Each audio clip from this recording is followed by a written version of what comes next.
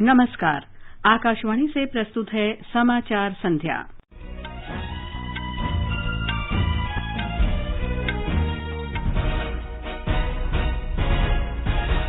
भारत में लगातार संगरोधन और प्रतिबंध के उपाय करने से प्रतिदिन कोरोना से संक्रमित होने वाले मरीजों की संख्या में गिरावट। देश में कोविड से स्वस्थ होने की दर बढ़कर 97.20% हुई। अब तक कोविड रोधी वैक्सीन की 36 करोड़ से अधिक डोज दी गई। स्वास्थ्य मंत्रालय ने सोशल मीडिया पर सूचना देने वाली वीडियो श्रृंखला कोविड गुरुकुल की शुरुआत की। उत्तराखंड में कोविड कर्फ्यू एक और सप्ताह के लिए बढ़ाया गया। असम सरकार ने 7 जिलों को पूरी तरह कंटेनमेंट जोन घोषित किया। राष्ट्रपति ने 8 राज्यों में नए राज्यपाल नियुक्त किए। थावरचंद गहलोत को कर्नाटक का और मंगूभाई छगनभाई पटेल को मध्य प्रदेश का राज्यपाल बनाया गया। न्याय विभाग ने अपने टेलीलॉ कार्यक्रम के लाभार्थियों की संख्या 9 लाख से अधिक होने का कीर्तिमान बनाया। ब्रिक्स देशों ने उच्च शिक्षा, तकनीकी तथा व्यावसायिक शिक्षा और प्रशिक्षण के क्षेत्र में सहयोग बढ़ाने की प्रतिबद्धता व्यक्त की। विदेश मंत्री डॉक्टर एस जयशंकर कल रूस की 3 दिन की सरकारी यात्रा पर जाएंगे। सूचना प्रसारण मंत्री प्रकाश जावड़ेकर ने 74वें कांस फिल्म महोत्सव में वर्चुअल भारतीय पवेलियन का उद्घाटन किया। जम्मू कश्मीर के उपराज्यपाल मनोज सिन्हा ने श्री अमरनाथ जी श्राइन बोर्ड के विभिन्न ऑनलाइन सेवाओं का शुभारंभ किया। और यूरो कप फुटबॉल में आज रात लंदन के वेम्बले में पहले सेमीफाइनल में इटली का सामना स्पेन से।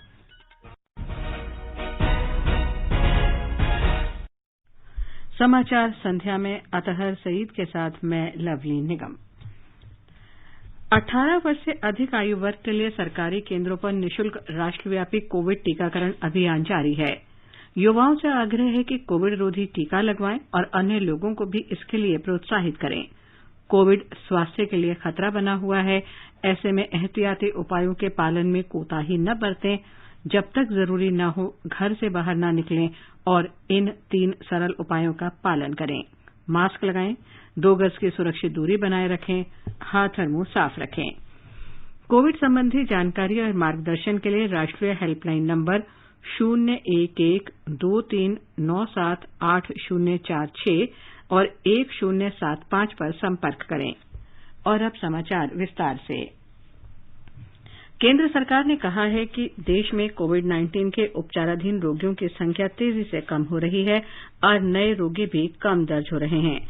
उपचाराधीन रोगी करीब 4,64,000 रह गए हैं। स्वस्थ होने की दर में भी लगातार सुधार हो रहा है और ये 97.2% पर पहुंच गई है। केंद्रीय स्वास्थ्य परिवार कल्याण मंत्रालय में संयुक्त सचिव लव अग्रवाल ने बताया कि कोविड-19 का संक्रमण रोकने के लिए किए गए प्रभावी उपायों के कारण देश में संक्रमण के मामलों में रोज कमी आ रही है।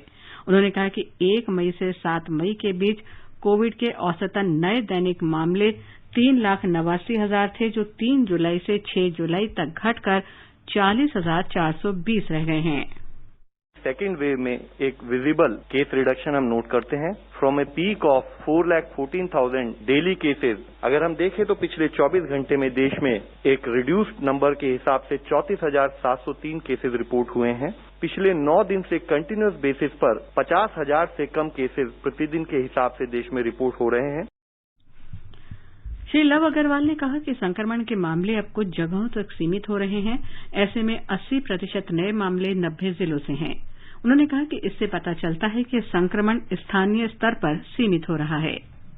देश में 80% नए केसेस अभी 90 जिलों से आ रहे हैं, विच मीन्स कि जो इन्फेक्शन है वो बड़े लोकलाइज्ड लिमिटेड ज्योग्राफी में ही अभी स्प्रेड हो रहा है और जरूरत है कि उन स्टेट्स पर, जैसे कि मिनिस्ट्री ऑफ हेल्थ और मिनिस्ट्री ऑफ होम की गाइडलाइंस है, उनके अंतर्गत उस पर intensive local containment related activities की जाएं।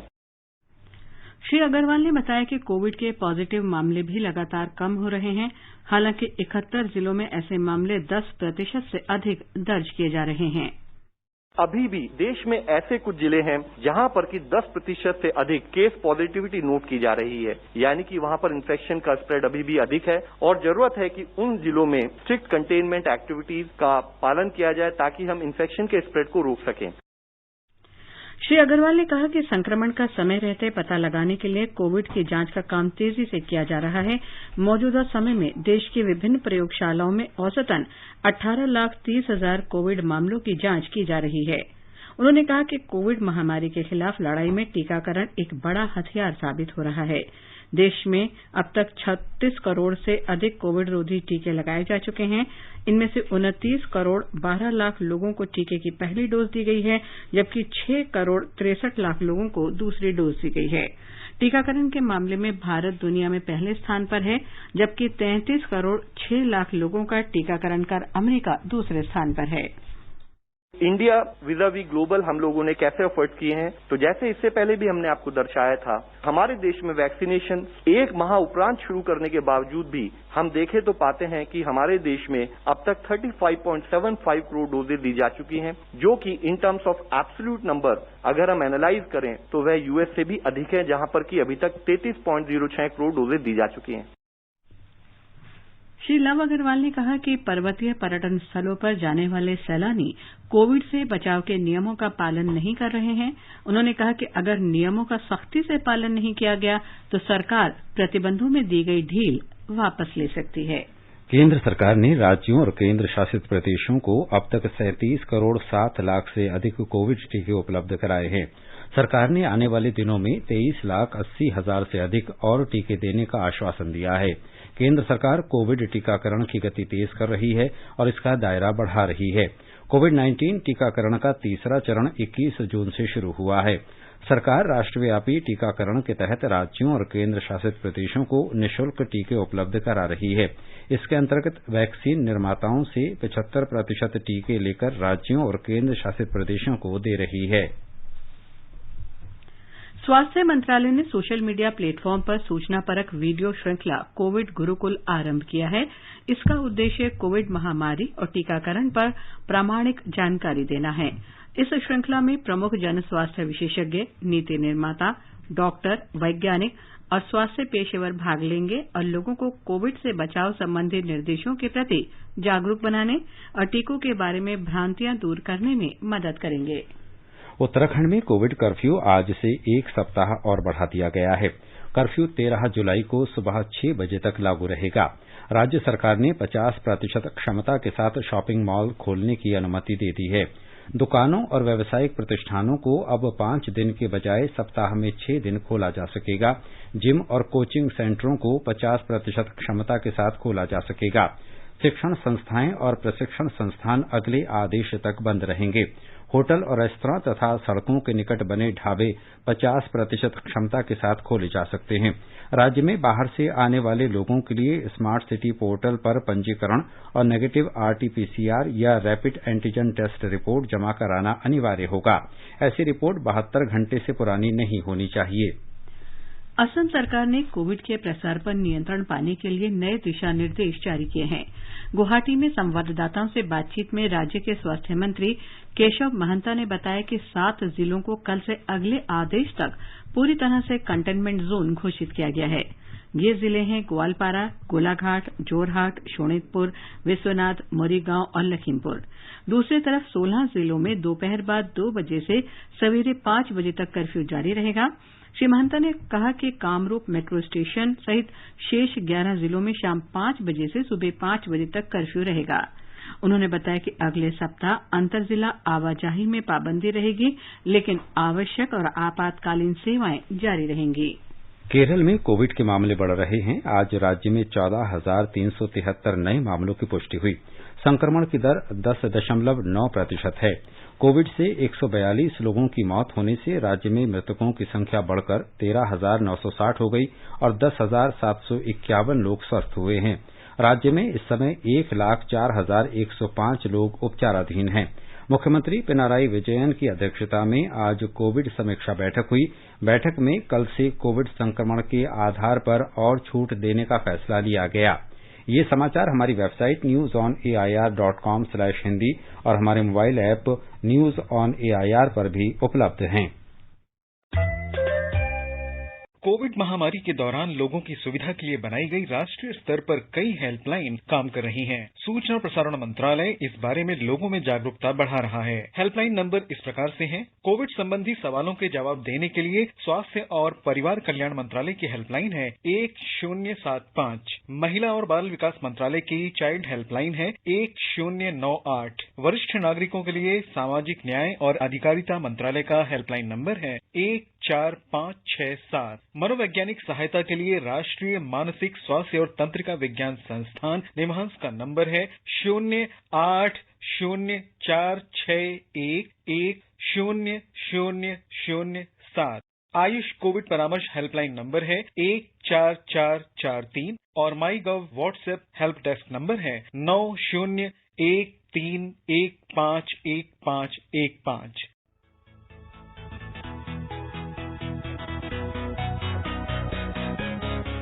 दुनिया रंग बिरंगी, खट्टे मीठे रसीले समाचारों का सतरंगी खजाना आकाशवाणी पर। खबरें होंगी हटकर, जानेंगे कुछ अलग, हंसेंगे खुलकर, करेंगे सजग। सुनना न भूलें सोमवार और मंगलवार 8 सवेरे तथा शनिवार और रविवार कार्यक्रम परिक्रमा में।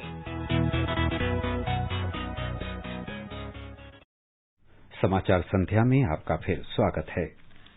राष्ट्रपति रामनाथ कोविंद ने 8 राज्यों में नए राज्यपाल नियुक्त किए हैं। केंद्रीय मंत्री थावरचंद गहलोत को कर्नाटक का नया राज्यपाल नियुक्त किया गया है। भाजपा नेता मंगूभाई छगनभाई पटेल मध्य प्रदेश के नए राज्यपाल होंगे। भाजपा नेता डॉ हरिबाबू कंभमपति मिजोरम के राज्यपाल बनाए गए हैं। भाजपा नेता राजेंद्र विश्वनाथ आर्लेकर को हिमाचल प्रदेश का राज्यपाल नियुक्त किया गया है।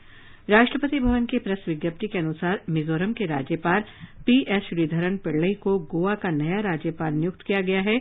हरियाणा के राज्यपाल सत्यदेव नारायण आर्य त्रिपुरा के राज्यपाल बनाए गए हैं। त्रिपुरा के राज्यपाल रमेश बैस झारखंड के राज्यपाल बनाए गए हैं। वे द्रौपदी मुर्मू की जगह लेंगे। हिमाचल प्रदेश के राज्यपाल बंडारू दत्तात्रेय को तबादले के बाद हरियाणा का राज्यपाल बनाया गया है। परिसीमन आयोग जम्मू कश्मीर के 4 दिवसीय दौरे पर आज श्रीनगर पहुंचा।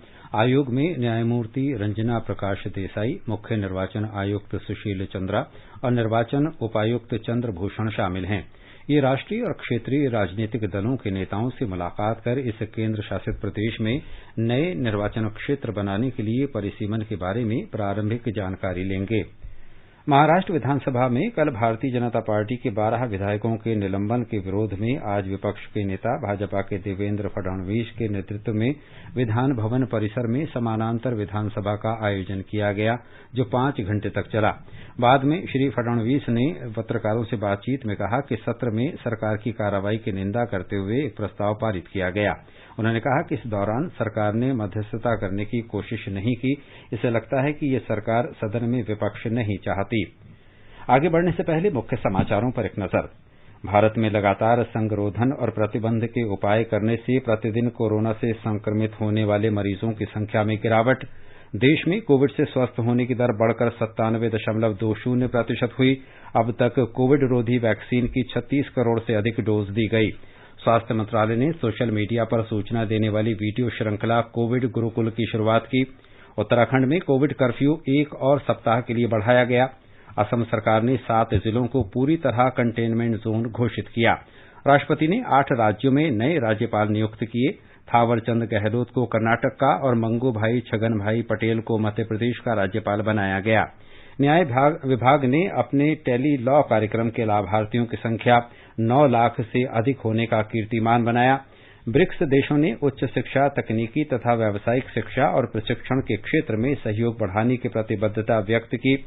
विदेश मंत्री डॉक्टर एस जयशंकर कल रूस की 3 दिन की सरकारी यात्रा पर जाएंगे।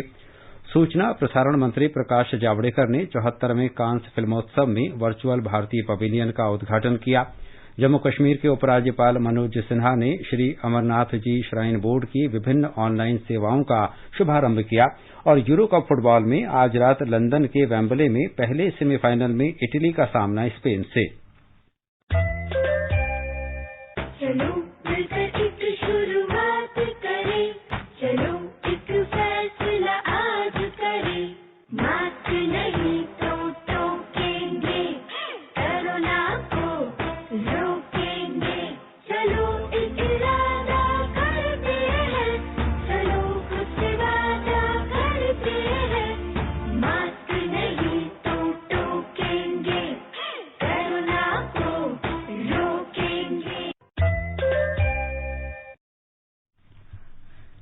विधि और न्याय मंत्रालय के न्याय विभाग द्वारा शुरू किए गए टेलीलॉ कार्यक्रम से लाभान्वित होने वालों की संख्या आज 9 लाख से अधिक हो गई है।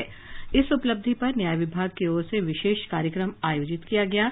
टेलीलॉ एक इंटरफेस प्लेटफॉर्म है जिसके जरिए गरीब और जरूरतमंद लोगों को सामान्य सेवा केंद्रों के माध्यम से कानूनी सहायता उपलब्ध कराई जाती है। विधि और न्याय मंत्रालय के अनुसार मौजूदा समय में देश में टेलीलॉ कार्यक्रम सामान्य सेवा केंद्रों की मदद से 34 राज्यों और केंद्र शासित प्रदेशों में 115 आकांक्षी जिलों सहित 633 जिलों में संचालित की जा रही है। पिछले एक वर्ष के दौरान इसके माध्यम से कानूनी सहायता प्राप्त करने वाले लोगों की संख्या में काफी वृद्धि हुई है। विधि और न्याय मंत्री रविशंकर प्रसाद ने इस अवसर पर कहा कि टेलीलॉ में त्वरित न्याय उपलब्ध कराने और कानून के शासन को लागू करने की क्षमता समाहित है। उन्होंने टेलीलॉ के लाभार्थियों के अनुभवों को संकलित करने के प्रयासों के लिए न्याय विभाग की सराहना की है। जम्मू कश्मीर के उपराज्यपाल मनोज सिन्हा ने श्री अमरनाथ श्राइन बोर्ड की कई सेवाओं का आज ऑनलाइन शुभारंभ किया। श्री सिन्हा ने इस अवसर पर कहा कि इसके माध्यम से दुनिया भर में श्रद्धालु बाबा अमरनाथ के वर्चुअल दर्शन कर सकेंगे और पवित्र गुफा में पूजा और हवन भी कर सकेंगे। ब्यौरा हमारे संवाददाता से। इस वर्ष कोविड महामारी के कारण श्री अमरनाथ जी की पवित्र गुफा में दर्शन करने में असमर्थ लाखों भक्तजनों के लिए श्री अमरनाथ जी श्राइन बोर्ड ने वर्चुअल मोड के तहत दर्शन, हवन और प्रसाद की सुविधा प्रदान की है। शिव भक्त अपनी पूजा, हवन और प्रसाद ऑनलाइन बुक कर सकते हैं और पवित्र गुफा के पुजारी इसे भक्त के नाम पर चढ़ा सकेंगे। बाद में डाक विभाग द्वारा भक्तों के दरवाजे पर प्रसाद वितरित किया जा सकेगा। ऑनलाइन पूजा पुजारी द्वारा पवित्र गुफा में मंत्रों और श्लोकों के जाप के साथ भक्त के नाम और गोत्र का उच्चारण भी किया जाएगा। इस ऑनलाइन पोर्टल को श्राइन बोर्ड ने राष्ट्रीय सूचना विज्ञान केंद्र जम्मू कश्मीर की मदद से विकसित किया है। श्राइन बोर्ड ने पहले ही पवित्र गुफा से टीवी और डिजिटल प्लेटफॉर्म्स पर सुबह और शाम की आरती के लाइव प्रसारण की व्यवस्था की है, क्योंकि यात्रा को लगातार दूसरे वर्ष कोविड महामारी के मद्देनजर रद्द किया गया है। आकाशवाणी समाचार के लिए श्रीनगर से सुनील कौल। शिक्षा मंत्री रमेश पोखरियाल निशंक ने कहा है कि राष्ट्रीय परीक्षा एजेंसी जेईई मुख्य परीक्षा 2021 के तीसरे सत्र का आयोजन 20 से 25 जुलाई के बीच करेगी। चौथा सत्र 27 जुलाई से 2 अगस्त के बीच होगा। वर्चुअल संबोधन में श्री पोखरियाल ने कहा कि सरकार विद्यार्थियों की सुरक्षा और उनके उज्जवल भविष्य को सर्वोच्च प्राथमिकता दे रही है। पर्यावरण, वन और जलवायु परिवर्तन मंत्रालय और जनजातीय कार्य मंत्रालय ने वन संसाधनों के प्रबंधन में जनजातीय समुदायों को अधिक अधिकार देने संबंधी संयुक्त घोषणा पर हस्ताक्षर किए हैं। पर्यावरण, वन और जलवायु परिवर्तन मंत्री प्रकाश जावड़ेकर तथा जनजातीय कार्य मंत्री अर्जुन मुंडा की उपस्थिति में इस संयुक्त घोषणा पर हस्ताक्षर किए गए। श्री जावड़ेकर ने संयुक्त घोषणा पर हस्ताक्षर को ऐतिहासिक बताते हुए कहा कि केंद्र सरकार जनजातीय समुदायों और वनवासियों के कल्याण के लिए प्रतिबद्ध है। उन्होंने कहा कि इस घोषणा से जनजातीय समुदाय सक्षम होंगे और वनाधिकार अधिनियम के प्रभावी कार्यान्वयन में मदद मिलेगी। श्री जावड़ेकर ने कहा कि पिछले 7 वर्ष में 5 लाख जनजातीय लोगों को जमीन के अधिकार दिए गए हैं। मोदी सरकार पहले से ही आदिवासी विकास के लिए कमिटेड है। जैसे पिछले 7 साल में 5 लाख आदिवासियों को पट्टे दिए हैं। 25,000 से ज्यादा कमिटियां नई बनी है ग्राम सभाओं की। जो बजट आदिवासी विभाग का केवल 3800 करोड़ होता था, आज लगभग दुगुना होते हुए 7,200 करोड़ हो गया है। वनधन योजना का लाभ 4 लाख आदिवासियों को मिला है और 18,000 सेल्फ हेल्प ग्रुप्स तैयार हुए हैं। ये समाचार आकाशवाणी से प्रसारित किए जा रहे हैं। ताज़ा समाचार जानने के लिए आप हमारे Twitter handle @AIR News Hindi को फॉलो कर सकते हैं। हर जोखिम से निकल कर फसल आए, सुरक्षित हो जाए।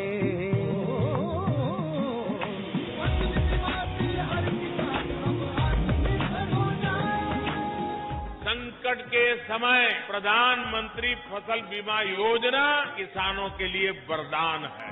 अब सूखा पड़े या बाढ़ आ जाए, कोई डर नहीं। अब ओले पड़े या कीट पतंगे फसल खा जाए, कोई फिक्र नहीं, क्योंकि हमने लिया है प्रधानमंत्री फसल बीमा।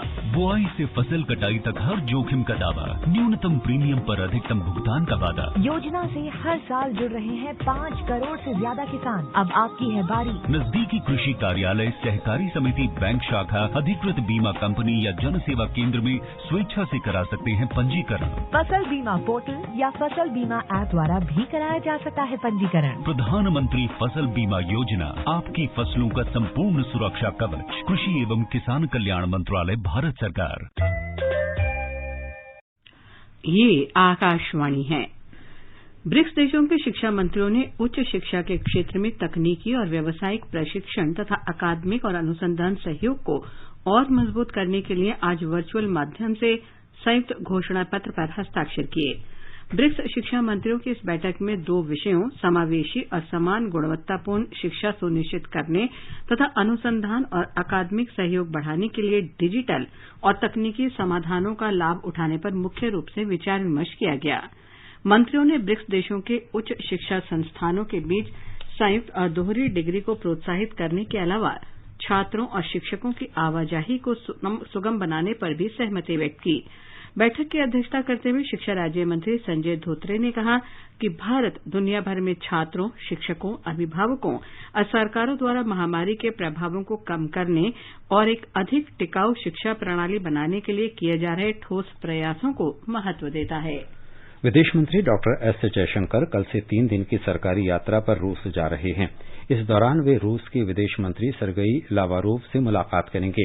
दोनों नेताओं के बीच कोविड महामारी से निपटने में सहयोग के अलावा सभी द्विपक्षीय मुद्दों सहित विभिन्न क्षेत्रीय और अंतर्राष्ट्रीय मुद्दों पर भी चर्चा होने की संभावना है। रूस यात्रा के दौरान डॉक्टर एस जयशंकर रूस के उप प्रधानमंत्री यूरी बोरिसेव से भी मुलाकात करेंगे। वे अंतर्राष्ट्रीय मामलों की स्टेट ड्यूमा कमेटी के अध्यक्ष लियोनिद स्लटस्की के साथ भी बैठक करेंगे। विदेश सचिव हर्षवर्धन श्रृंगला ने आज भारत में अफगानिस्तान के राजदूत फरीद मामूनजे से मुलाकात की। श्री फरीद ने विदेश सचिव को अफगानिस्तान में सुरक्षा स्थिति की जानकारी दी।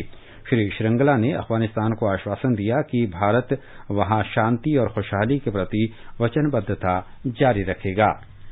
सूचना और प्रसारण मंत्री प्रकाश जावड़ेकर ने कहा है कि भारत ने अंतर्राष्ट्रीय फिल्म निर्माताओं के लिए सुविधा केंद्र खोला है और सभी मंजूरियां एक साथ दी जा सकेंगी। 74वें कांस फिल्म समारोह के दौरान भारतीय पवेलियन का उद्घाटन करते हुए उन्होंने आशा व्यक्त की कि दुनिया को महामारी से शीघ्र निजात मिलेगी और लोग फिर से थिएटर जा सकेंगे। श्री जावड़ेकर ने कहा कि सरकार ने अंतर्राष्ट्रीय फिल्म निर्माताओं को आकर्षित करने के लिए अनेक कदम उठाए हैं। श्री जावड़ेकर ने कहा कि हॉलीवुड की अनेक फिल्मों ने भारत में वीएफएक्स एनिमेशन की व्यवस्था की है और विश्व सिनेमा में भारत का योगदान बढ़ रहा है। Gives me immense pleasure to inaugurate India Pavilion of 74 Cannes Film Festival. This is second year when all have virtual pavilions, but the business is real. It's creativity, it's talent, it's technology, and it's business. And India offers the best. Lots of popular Hollywood movies have got their VFX animation work done in India. Just to name few, Lion King, Jungle Book, Life of Pi, X-Men, Avatar, so all popular films, practically. Now India's contribution to these world films is also increasing.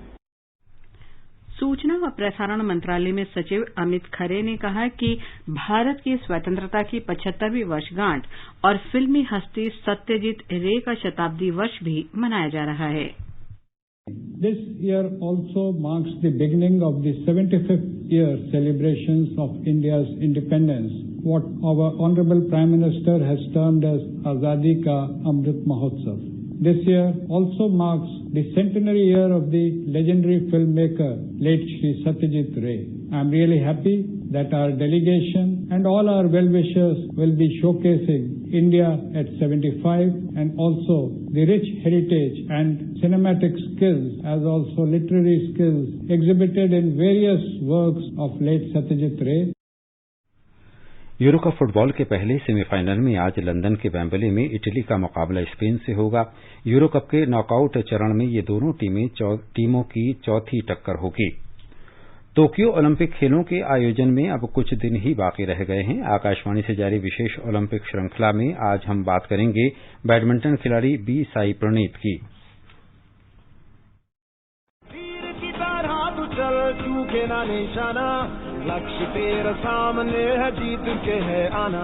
Tokyo Olympics में badminton के पुरुष singles में चुनौती पेश करने वाले एकमात्र भारतीय बी साई प्रणीत अपने खेल से बड़ा कारनामा कर पदक जीतने का दमखम रखते हैं। 10 अक्टूबर 1992 को हैदराबाद में जन्मे इस भारतीय शटलर को अपने स्कूल के दिनों में एक दिन में लगभग 18 किलोमीटर का सफर तय करने के बाद ट्रेनिंग के लिए 4 घंटे की लंबी ट्रेन की यात्रा करनी पड़ती थी। उनकी ये कड़ी मेहनत जल्द ही रंग लाई और पूर्व all England open champion Pullela Gopichand के प्रशिक्षण में साई प्रणीत ने अपने प्रदर्शन से बहुत जल्द सभी को प्रभावित करना शुरू कर दिया। 2016 में साई प्रणीत ने 3 बार के ओलंपिक रजत पदक विजेता ली चोंग वेई को हराकर दक्षिण एशियाई खेलों में स्वर्ण पदक और कनाडा ओपन में अपना पहला ग्रां प्री खिताब जीता। साई प्रणीत ने 2019 BWF विश्व चैंपियनशिप में कांस्य पदक जीतकर इतिहास रच दिया।